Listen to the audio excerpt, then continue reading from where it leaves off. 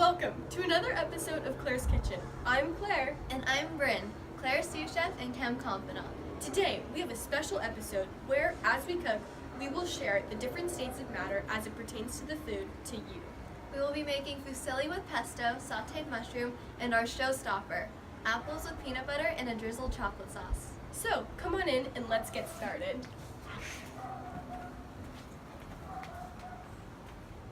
In Clare's kitchen, bum ba-dum bum bum bum bum.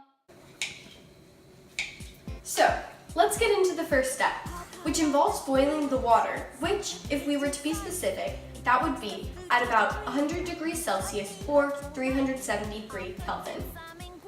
Water vapor, or H2O, is a polar molecule due to its bent shape.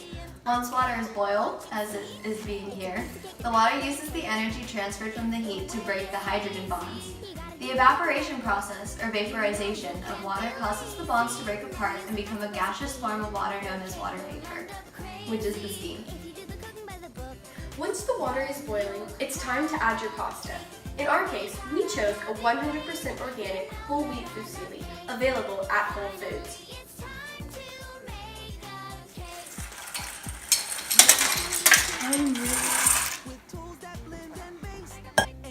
Carbohydrates, or in this case polysaccharides, are long chains of carbon, hydrogen, and oxygen. Interesting factoid, the density of our carbohydrate is 959.83 grams per liter. Carbohydrates are practically long chains of sugar. The melting point of glucose is 419 Kelvin, which is one of the main components of carbohydrates. Now, for my favorite part of the process, the pesto. For this recipe, you will need 3 tablespoons of nutritional yeast, 3 tablespoons of pine nuts, 3 large cloves of garlic, 2 to 3 tablespoons of olive oil, depending on how you like it, salt and pepper for taste, 3 tablespoons of lemon juice, 2 cups of basil, and 3 to 6 tablespoons of water. If you do the cooking by the book, then you'll have a cake. We gotta have it made. You know that I love cake. Finally, our last liquid ingredient is semi-sweet dark chocolate. Chocolate is composed of theobromine, which consists of carbon, hydrogen, nitrogen, and oxygen atoms.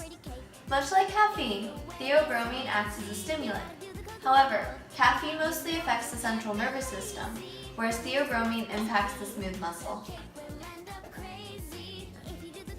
Theobromine is only found in dark chocolate and milk chocolate, because white chocolate, for instance, does not contain cacao, just the cacao butter.